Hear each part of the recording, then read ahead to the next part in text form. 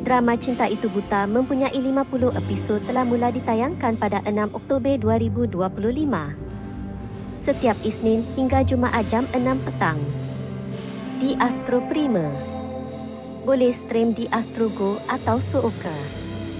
Skrip oleh Nizam Nahar. Arahan bersama oleh Uci Fukada dan Noor Ain Sharif.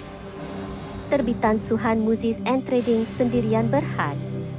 Dibarisi pelakon seperti Ukasha Sinrus sebagai Mariam, Kisfu sebagai Farid, Tris Hui sebagai Bella, Syahs Jasli sebagai Adam, serta ramai pelakon membintangi drama ini. Drama ini mengisahkan Mariam yang menjadi buta dikhianati oleh suaminya Farid dan sahabat baiknya Bella. Perkahwinan mereka diduga dengan kehadiran orang ketiga. Adakah perkahwinan ini akan kekal? Jangan lupa menonton drama Jika Cinta Itu Buta.